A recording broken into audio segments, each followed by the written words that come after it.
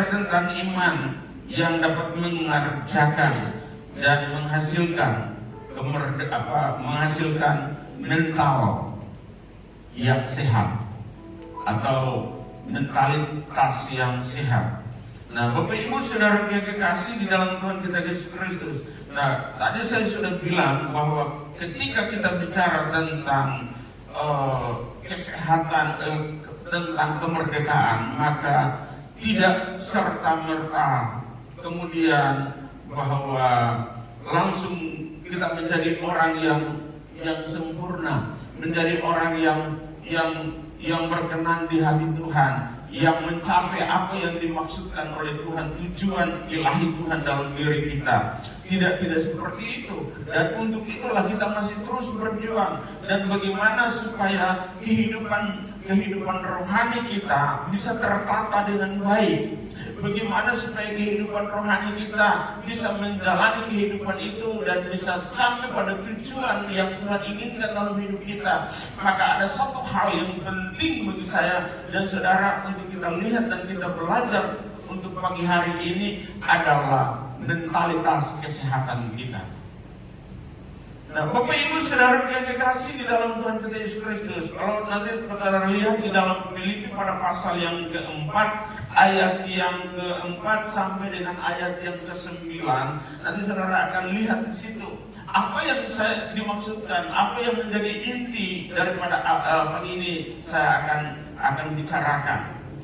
Tapi saudara, jika mental kita tidak dirawat dengan baik, maka akan muncul berbagai penyakit-penyakit kejiwaan yang lain yang akan menghalangi pertumbuhan iman kita. Bicara mental itu bicara tentang batin dan mata. Sekali lagi saya ulangi, bicara tentang mental maka bicara tentang apa? Batin, hati, dan mata.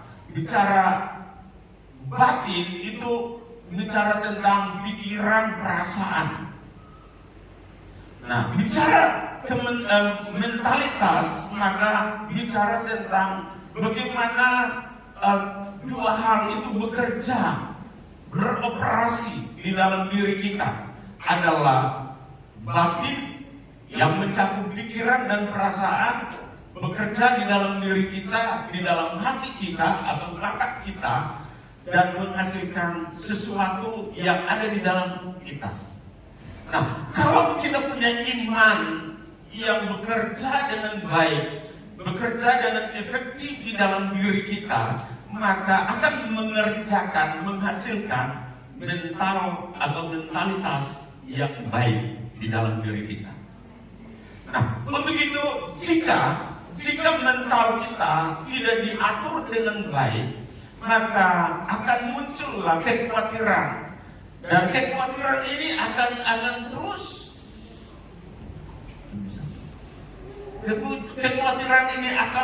mempengaruhi kehidupan kita, dan itu akan terus membangkitkan hal-hal yang lain di dalam diri kita, sehingga akan menggerong-gerong kesehatan rohani kita.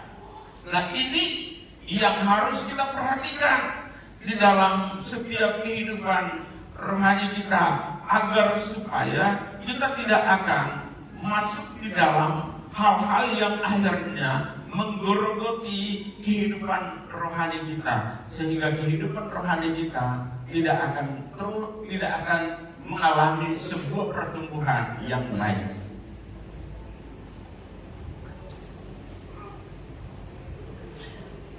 Bapak Ibu Saudara yang dikasih, dan ini sangat penting buat kita semua. Jika kita tidak menjaga dan merawat kehidupan rohani kita dengan baik, dalam iman yang bekerja dengan efektif dalam kehidupan kita, akan muncul berbagai hal yang akhirnya menghambat dan membuat kita tidak bisa sehat dalam mental rohani kita. Kita masih terus bergumul dengan hidup ini. Dan untuk itu mari kita lihat, mari kita belajar iman yang efektif dapat menghasilkan mentalitas yang sehat atau mentalitas yang berkenan di hadapan Tuhan.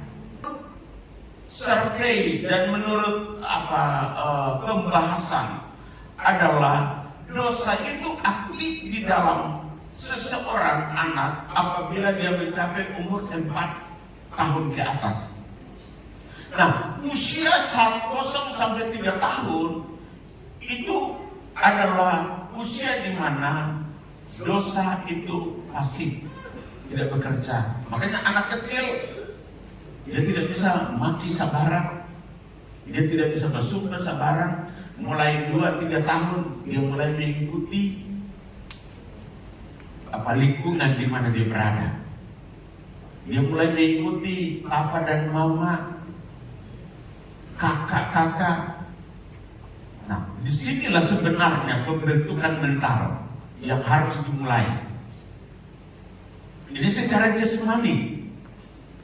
Nah, jadi kalau kita mulai, anak itu mulai usia-usia seperti itu, lalu kita tidak memperhatikan dengan baik, menata, membangun mentalnya, maka gampang sekali anak itu dipengaruhi dengan lingkungan yang ada, dipengaruhi dengan keadaan yang ada. Kalau kau suka maki, maka anak itu suka maki. Kalau kau suka menipu, anak itu dengan sendirinya menipu. Kenapa? Karena dia langsung tiru. Usia-usia yang seperti itu, usia-usia untuk mencari, menyesuaikan keadaan dirinya. Nanti beda lagi setelah dia mencapai usia-usia remaja, itu usia-usia mencari jati diri. Makanya kadang-kadang itu aneh-aneh. Nah, jadi Bapak Ibu Saudara yang dikasih, demikian juga di dalam pertobatan kehidupan kita. Mengapa sering ada bilang muncul kasih yang mula-mula? Dan itu ibaratnya usia-usia yang tadi saya bilang 0 sampai 3 tahun muncul kasih yang mula-mula. Waduh, dia tanpa istilahnya begini, tanpa diajar, tanpa disuruh, tanpa dilarang, dia akan bagaimana untuk terus dia pingin, dia rindu, semangatnya terus mau masuk gereja, mau dengar firman, mau melakukan yang baik. Tapi sesudah itu mulai dipengaruhi dengan yang lain-lain, dengan keadaan dunia. Makanya pertama Yohanes bilang, orang yang mengasihi dunia dan apa yang ada di dalamnya, kasih akan Bapa tidak ada di dalam diri orang itu. Dan dunia ini akan lenyap dengan segala keinginannya. Karena yang ada di dalam dunia adalah keinginan mata,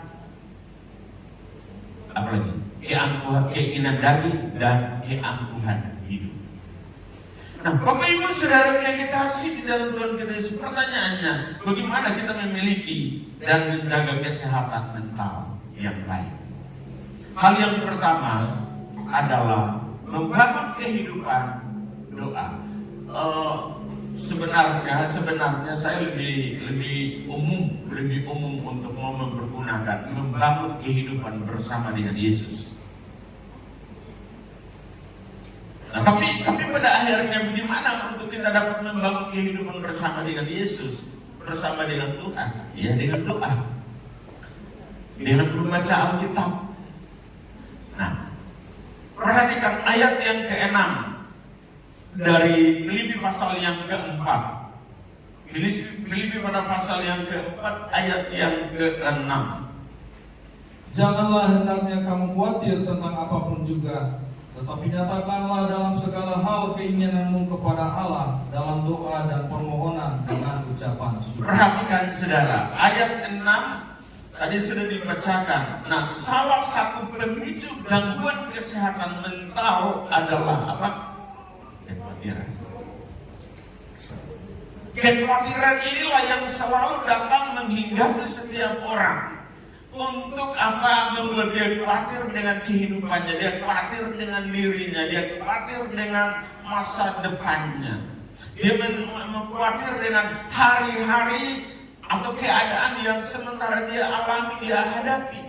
Dan saudara yang kekasih, di sini catatan saya adalah ini sangat memicu gangguan kesehatan mental seseorang. Nah, kekhawatiran jika tidak akan direspon dengan baik, maka kekhawatiran yang dibiarkan akan membawa serta teman-temannya yang lain seperti ketakutan, tekanan hidup, bahkan depresi yang berkepanjangan. Nah, apa solusinya?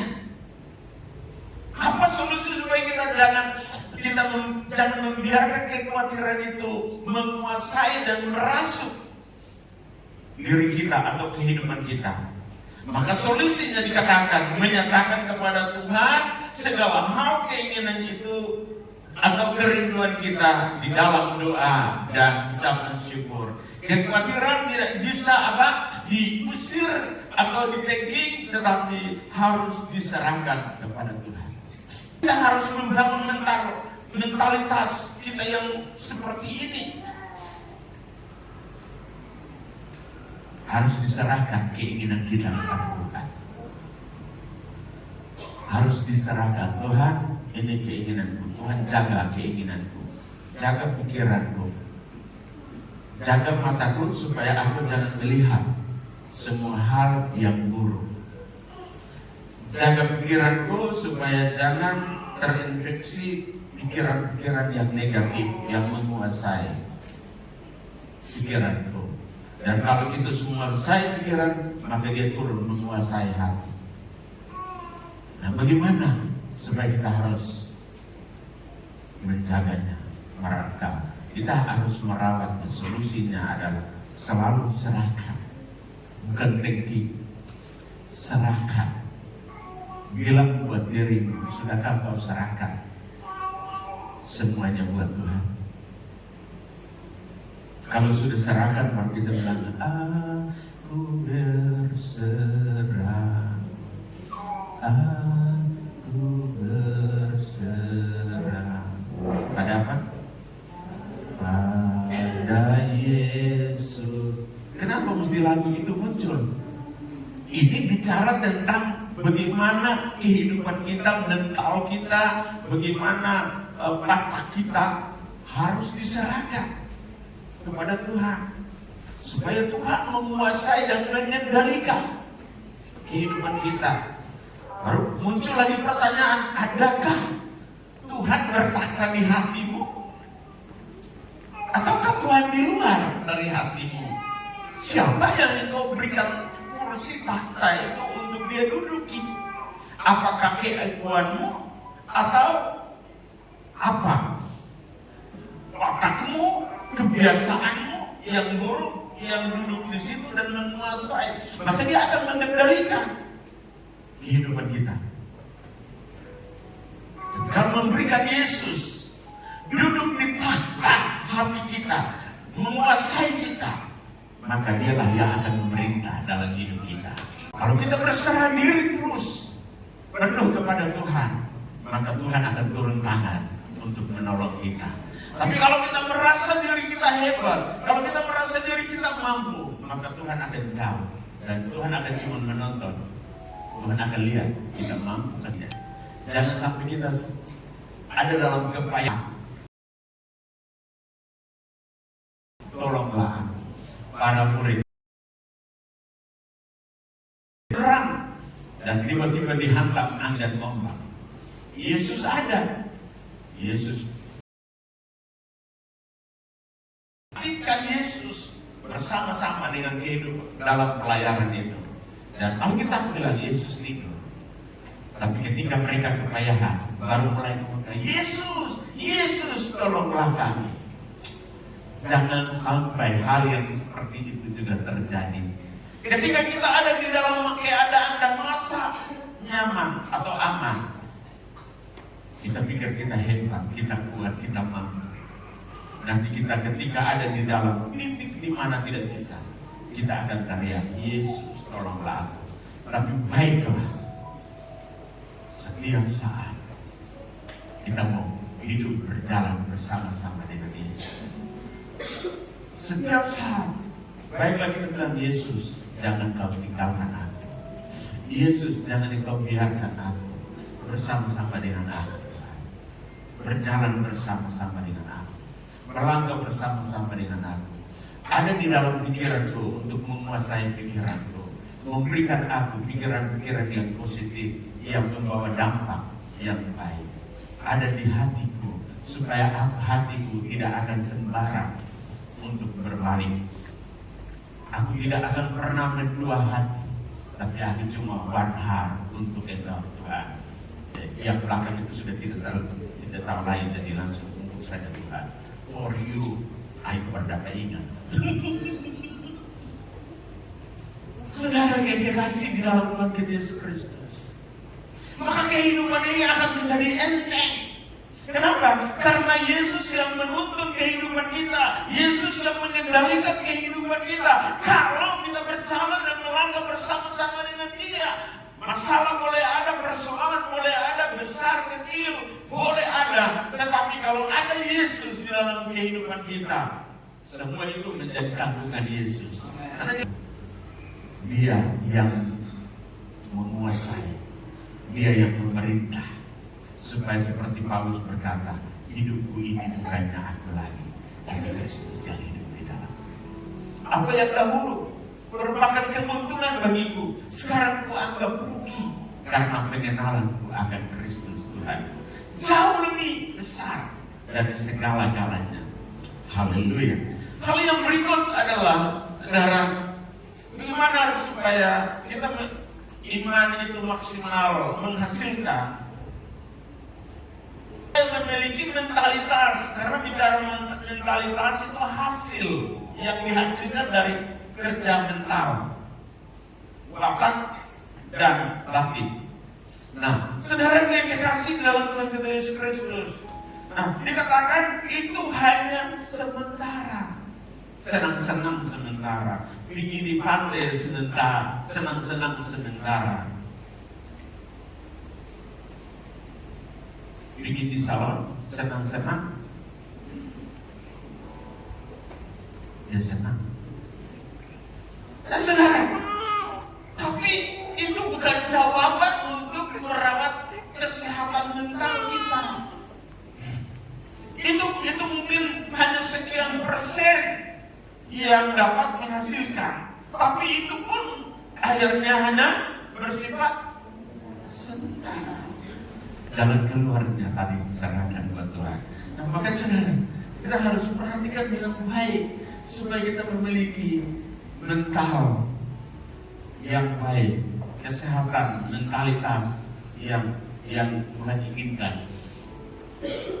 Ayat ini mengajar kita supaya kita memiliki. Nah mungkin balik dulu, kita lihat ayat 7. Ayat 7. Damai sejahtera Allah yang melampaui segala akal akan memelihara hati dan pikiranmu dalam Kristus Yesus. Ayat 6 tadi dia katakan segala kekhawatiran kita serahkan buat Tuhan. Tapi tiba pada ayat yang ke-7 dia katakan apa? Damai sejahtera Allah menguasai. Artinya Tuhan mau kita jangan ditekan, jangan dipengaruhi, jangan dikuasai oleh berbagai hal yang membuat kita ada di dalam tekanan kekhawatiran. Makanya dalam ayat ini dibilang serahkanlah segala kekhawatiranmu kepada Dia. Nah ayat yang ke-7, biarlah damai sejahtera Allah menguasai hati dan lanjut. Damai sejahtera Allah yang melampaui segala akal akan memelihara hati dan pikiranmu. Damai sejahtera Allah yang melampaui segala akal akan memeliharamu, memelihara hatimu dan pikiranmu dalam Kristus Yesus. Nah coba lihat, biarlah damai sejahtera Allah yang melampaui, yang melebihi segala akal akan memelihara hati, pikiran di dalam Kristus Yesus. Nah ini kembali. Nah kalau bagian ayat yang lain, Paulus juga masih bicara tentang biarlah Kristus menguasai hatimu. Aku lawan segala pikiran dan aku tundukkan di dalam Kristus Yesus. Nah, bagaimana kita bisa mengontrol pikiran kita, menguasai kehidupan kita, supaya kita bisa menawan segala pikiran dan taklukan di dalam Kristus Yesus. Agar supaya biarlah damai sejahtera Allah menguasai hati, akal, dan pikiranmu di dalam Kristus Yesus. Nah, jadi tadi saya bilang apa? Tentang shalom. Jadi ayat ini bicara tentang shalom. Kalau Ibrani-nya bicara tentang shalom. Kalau Yunani-nya bicara tentang Irene, shalom itu identik. Artinya memiliki makna pengertian yang sama. Supaya aku datang memberikan yang kekal lagi. Mau cari damai sejahtera yang kekal, larilah di bawah kaki Tuhan. Datanglah buat Dia. Jangan pergi di tempat lain. Kemarin ada kejadian. Ada seorang wanita muda di JMP, betul, JMP. Kadang-kadang saya bilang itu terbalik juga. JMP. Dia mengeluarkan dompetnya, dia ambil sendalnya, ditaruh di pagar JNP, dan kemudian dia naik, lalu dia langsung menyembur. Saya tidak tahu mati atau tidak, tapi itu cukup. Saya dapat itu dari satu WA grup salah satu bakal calon gubernur. Saya tidak tahu apa masalahnya, tapi kalau ditanya pasti ada kekhawatiran yang pada akhirnya membawa kepada kekecewaan, dan kekecewaan itu pada akhirnya putus asa, ambil keputusan seperti itu. Kenapa? Karena tidak ada damai sejahtera. Kalau dia ada damai sejahtera, pasti ada masalah, pasti ada persoalan. Tapi damai dari Kristus menguasai hatinya. Dia tidak sebodoh itu untuk ambil tindakan yang seperti itu. Jadi kalau ada anak Tuhan, orang percaya yang ambil tindakan itu, betapa gobloknya. Itu tidak pakai bodoh lagi, itu goblok. Kenapa? Kenapa dia membiarkan Yesus di luar hatinya? Makanya sering saya bilang, orang yang paling berbahagia, yang paling beruntung di dunia ini adalah orang Kristen. Tapi orang Kristen bukan orang Kristen secara umum, tapi khususnya adalah anak Tuhan. Tapi bukan semua juga anak Tuhan. Anak Tuhan yang ada Tuhan di hatinya. Anak Tuhan yang adalah anak Tuhan yang Tuhan kontrol kehidupannya, menguasai dan memerintah, dan dia berkenan di hati Tuhan. Saya berdoa supaya Tuhan menetap di dalam kita semua. Hal yang ketiga adalah memiliki hal-hal yang mulia. Ayat 8, ayat 9, untuk menjaga supaya kita memiliki mentalitas yang sehat atau kesehatan mental di dalam iman kita, maka kita harus memikirkan hal-hal yang mulia. Jangan memikirkan hal-hal yang terpakai. Jangan menghayal dengan hal-hal yang tak berguna. Tapi pikirkanlah hal-hal yang berguna. Mari ayat 8. Semua yang benar. Jadi akhirnya saudara-saudara, semua yang benar, semua yang mulia, semua yang adil, semua yang suci, semua yang manis, semua yang sedap didengar, semua yang disebut kebajikan dan patut dipuji, pikirkanlah semuanya itu. Ayat 9, dan apa yang telah kamu pelajari, dan apa yang telah kamu terima, dan apa yang telah kamu dengar, dan apa yang telah kamu lihat padaku, lakukanlah itu. Maka Allah sumber damai sejahtera akan menyertai kamu. Perhatikan dengan baik. Hal yang berikut adalah untuk menjaga mental kita yang sehat dalam iman. Maka kita harus, tadi bukan tidak cukup saja kita bergaul, berjalan dengan Tuhan, tapi juga damai sejahtera juga akan menguasai kita. Tapi tidak cukup sampai di situ saja. Bagaimana supaya damai sejahtera itu tetap dimiliki?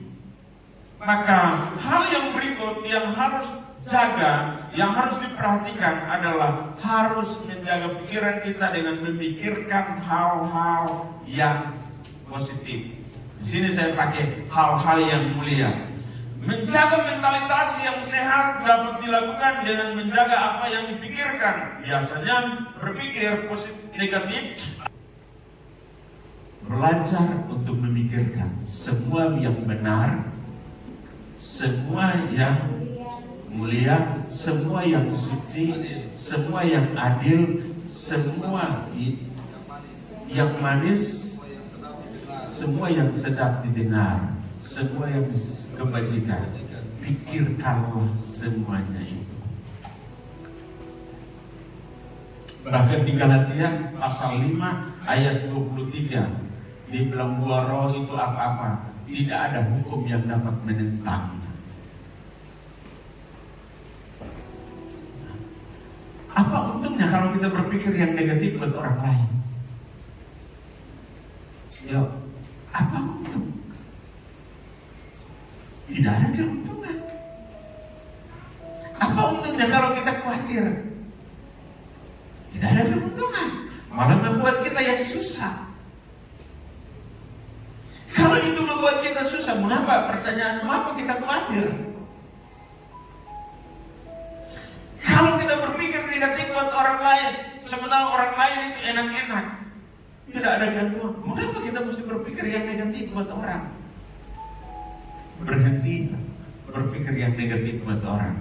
Mari pikirkanlah perkara-perkara yang di atas, di mana Kristus duduk, dengan memikirkan hal-hal yang mulia, semua yang manis, semua yang benar, semua yang adil, semua yang suci, semua yang manis, semua yang disebut kebajikan. Pikirkanlah semuanya itu, karena tidak ada hukum yang dapat menentang semua ini. Pikirkanlah itu. Makanya tadi, kalau kita pikirkan negatif, yang terjadi adalah negatif. Kalau kita berkata yang negatif, maka yang terjadi adalah negatif. Tapi kalau kita pikirkan yang positif, maka yang terjadi adalah positif bagi kita. Itu menjadi kekuatan bagi kita. Kita memikirkan, kita melakukan apa? Kita mau berpikir yang positif, memikirkan yang positif, melakukan yang positif, menghasilkan yang positif bagi diri kita. Pilih, saudara, mana yang menguntungkan saudara, yang memperbesar keuntungan bagi saudara, yang negatif atau yang positif. Saya anjurkan yang positif. Sekalipun kita masih ada di dalam dunia dan kita dipengaruhi oleh dunia, tapi jangan lupa, kita bukan asal dari dunia. Bukankah Kristus sudah ada di dalam kita? Bukankah Kristus sudah membasuh kita dengan darahnya? Dan bukankah Kristus menguasai hidup kita? Kalau itu, mari tinggalkanlah semua tadi yang membuat dan membawa kerugian di dalam dirimu. Tapi mulailah belajar dan pikirkanlah hal-hal yang positif, yang membawa keuntungan, baik secara rohani dan jasmani di dalam dirimu. Karena tidak mungkin saja kita memiliki tubuh yang sehat, tapi pada akhirnya mentalitas kita adalah mentalitas yang buruk, yang tidak sehat. Maka itu akan mempengaruhi seluruh jalan pikiran dan jalan kehidupan kita. Dan itulah sebabnya jangan kita biarkan hal-hal yang seperti itu menguasai kita atau mengganggu kehidupan kita. Mari saudara, rawatlah dirimu, tapi jangan cukup rawatlah dirimu saja secara fisik, tapi rawatlah mental saudara, dan biarlah mental saudara terawat dan terbangun dengan baik di dalam kesehatan mental yang baik. Saya percaya dia akan membawa saudara pada sebuah tingkat dan level yang lebih lagi, adalah saudara akan memikirkan hal-hal yang lebih baik, yang benar, yang berguna bagi Tuhan. Dan Roma 12 ayat 3 berkata, dan menegaskan tentang apa yang selayaknya kita pikirkan tidak melebihi kapasitas kita, sehingga mentalitas kita tidak akan terganggu. Artinya bahwa kita ada di dalam sebuah level tertentu, maka semestinya kita menjaga itu supaya itu akan membawa bahwa kita lebih tinggi lagi dan tidak akan membawa kita turun level atau turun dalam kapasitas kita. Kita sebagai anak Tuhan yang sudah ditebus oleh darah Yesus, maka mari kita jaga identitas itu di dalam diri kita. Kita mau bicara, kita pikir kita ini anak Tuhan. Kita mau lakukan sesuatu, kita harus pikir kita ini anak Tuhan. Orang tahu siapa kita. Dan lebih daripada itu, Tuhan tahu siapa kita. Haleluya. Dan kiranya Tuhan akan menolong kita supaya kita memiliki mentalitas yang sehat di dalam iman kita. Maka kita harus perlu menjaga hubungan kita dengan Tuhan dalam doa dan baca firman. Yang kedua adalah menjaga damai sejahtera di dalam kehidupan kita. Dan yang ketiga adalah memiliki pikiran yang mulia di dalam kehidupan kita. Tuhan Yesus mau tolong dan memberkati